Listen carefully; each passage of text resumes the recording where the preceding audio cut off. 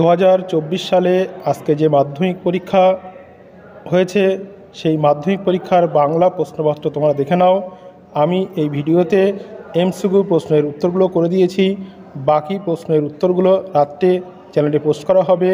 এবং এ প্রসঙ্গে বলে রাখি, মাধ্যমিক পরীক্ষার যে প্রতিদিনই যে প্রশ্ন আসবে সেই প্রশ্নের সমস্ত উত্তরগুলো সলভ করে চ্যানেলে পোস্ট করা হবে। এবং সেই সঙ্গে বলে রাখি, মাধ্যমিক এবং উচ্চ মাধ্যমিকের বিভিন্ন বিষয়ের উপরে সাজেশান, নোটস এবং বিভিন্ন টপিকের উপর আলোচনা করা হয়। তাই অবশ্যই চ্যানেলটি সাবস্ক্রাইব করো এবং এ ধরনের ভিডিও সবার আগে পেতে পাশে থাকা বেল আইকনে ক্লিক করে অল নোটিফিকেশান অন করে রাখো। তাহলে চলো দেখে নাও প্রশ্ন উত্তরগুলি, ভালো করে তোমরা মিলিয়ে নাও কার কটি হয়েছে। দেখে নাও প্রথম প্রশ্ন, নকল পুলিশ সেজে হরিদা মাস্টারমশাইয়ের কাছ থেকে কত ঘুষ নিয়েছিল? এটি 58 হবে। পরে 2 দাগের প্রশ্ন, ললাটের লেখা তো খণ্ডাবে না, বক্তা হলেন গিরিশ মহাপাত্র, অপশন গ। 3 দাগ, পান্নালাল প্যাটেল কোন ভাষার লেখক? অপশন গ, গুজরাটি ভাষার লেখক। আমাদের শিশুদের সব ছড়ানো রয়েছে কাছে দূরে, অপশন ঘ। খুরের দাপট তারায় লেগে উল্কা ছুটায়, অপশন খ, নীল খিলানে।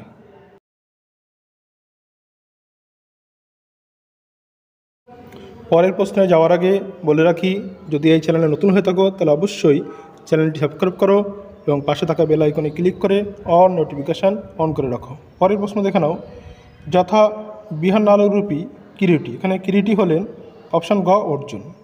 খাগের কলম দেখা যায়, অপশন খ, সরস্বতী পুজোর সময়। 8 দাগ, বাংলা ভাষায় বিজ্ঞান চর্চার একটা প্রধান বাধা হলো, অপশন গ, বাংলা পারিভাষিক শব্দ কম। শেষ পর্যন্ত নিভের কলমের মান মর্যাদা কে বাঁচিয়ে রেখেছিল? অপশন ঘ, সত্যজিৎ রায়।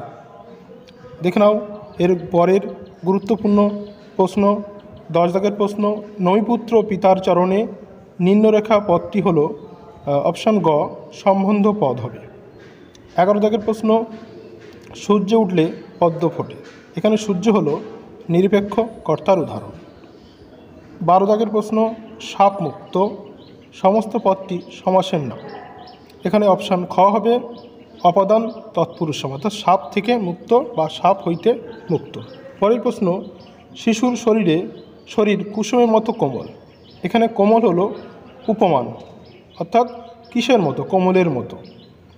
14 দাগ, আইপিএল শুরু হলো, কমা, যারা কলকাতার সমর্থক তারা উৎসাহী হয়ে উঠেছিল, এখানে যেহেতু কমা আছে সেক্ষেত্রে অবশ্যই এটি অপশান গ, যৌগিক বাক্য হবে। নির্দেশক বাক্যের একটি শ্রেণী হলো ঘ, নগর্থক বাক্য, ক্রিয়ার সঙ্গে কর্তার পুরুষবাচক বিভক্তি হয় কর্তৃবাচ্যে। কাল থেকে সে আনন্দ করছে, কাল থেকে তার আনন্দ করা হচ্ছে, এটি হলো কর্তৃ থেকে ভাববাচ্যের উদাহরণ।